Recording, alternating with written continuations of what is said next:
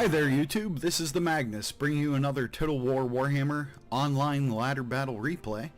And last time we checked in, I was hoping and dreaming of cracking the top 100, and let's take a look, and we've done it. We're 96, we're ranked number 96 in the world.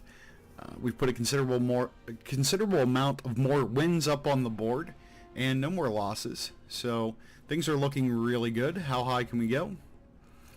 Don't know, but I'd like to find out, so we're gonna keep going at it.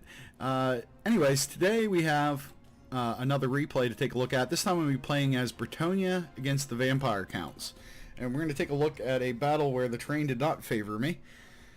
We have 1 trebuchet, 2 Knights of the Realm, 3 Peasant Bowmen, 4 Men-at-Arms polearms, 5 Men-at-Arms with spears, 2 Flying Paladins, 1 Damsel, and the King on his flying mount as well.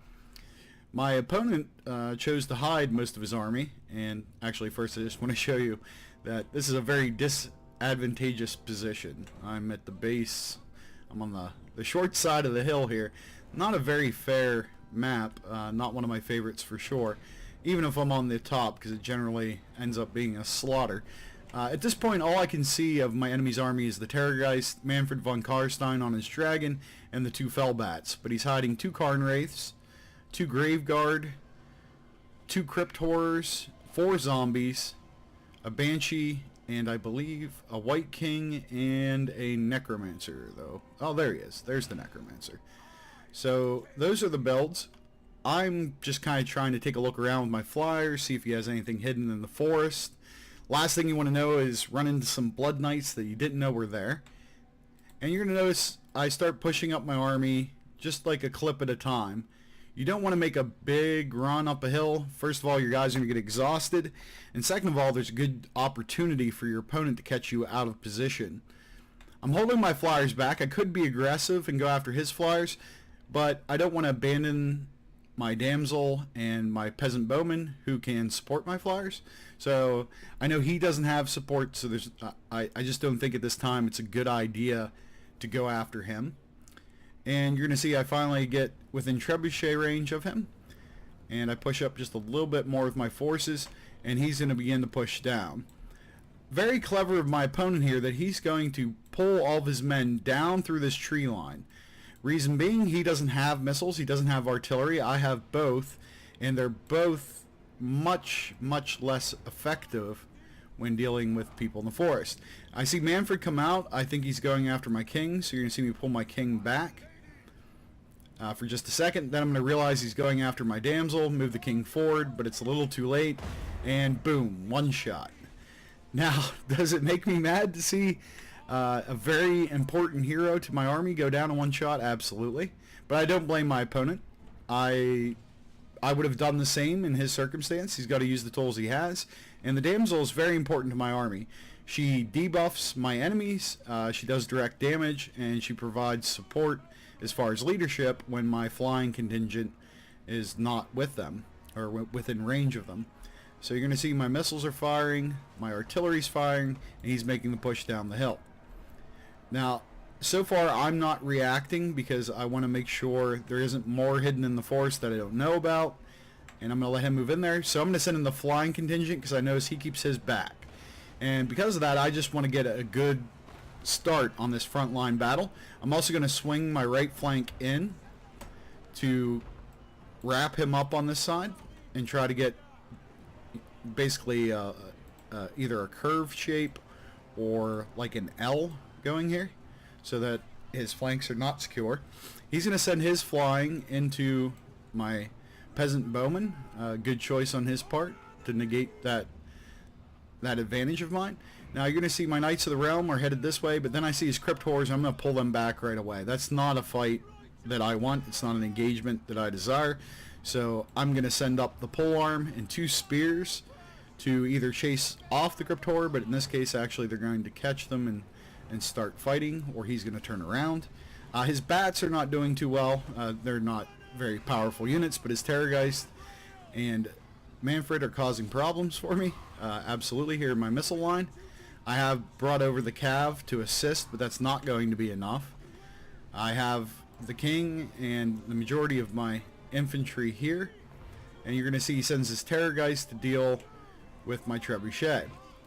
So I don't like the way this battle starts, just because I feel like he's playing extremely well. The damsel was a considerable loss to my build, and him getting into my range right away and scaring off my artillery is not how I want to start a fight. But I do notice he's brought Manfred in here and he's left him in a little too long, so I've got my king here, and I also have my Knights of the Realm, as well as one unit of pole arms here, and they're all beating on him. He's trying to get away. He's been trying to pull away for a little bit, but the mass has been preventing him. He's going to take flight, but unfortunately my king gets in the air even before him, and he's not going to actually even get back into the air. We are going to kill him.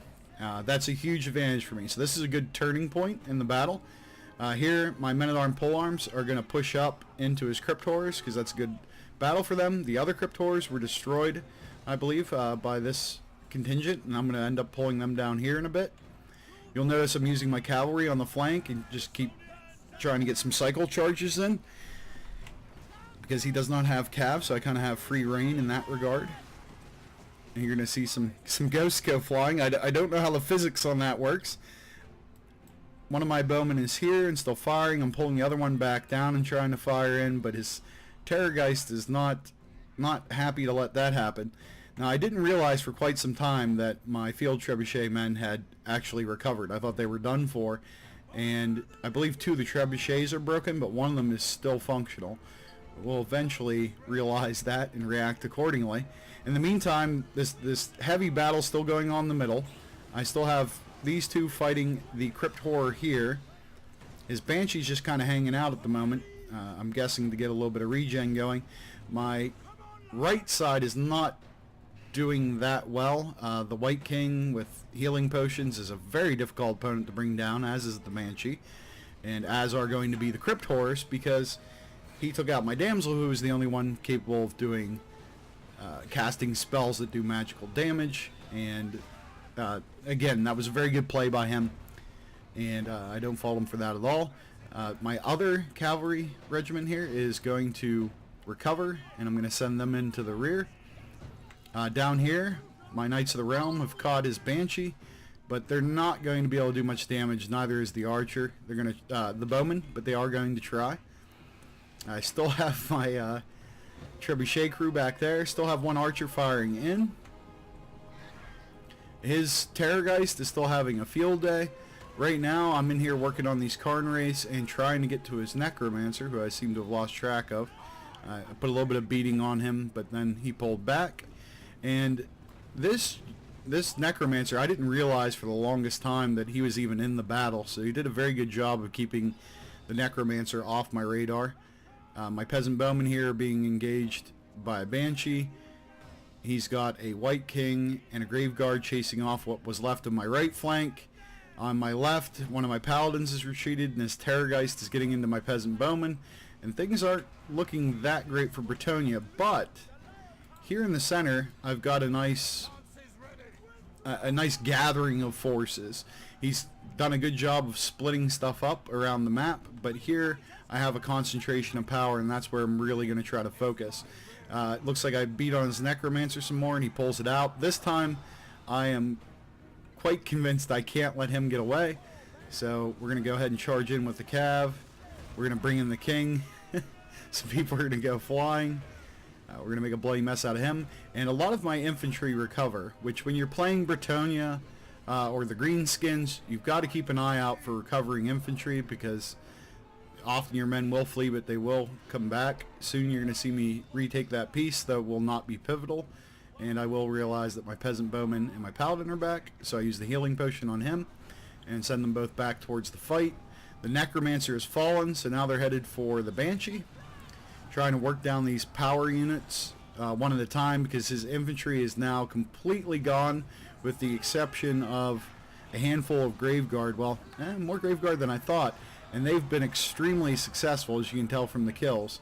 They've served him very, very well. One of my Cav, a lot of my guys begin breaking again, fleeing from the battle. I send the King in again to bolster things. and to get that damage done. We're going to see the Banshee is unscathed. His Graveguard are still kicking. He has a White King that's at full health because of the health potions, but his Terrorgeist has now become the target of my ire, so I have my archers, or my bowmen I should say, firing in, and I have my king and my 2 paladins pounding on him as much as possible, and he is going to fall.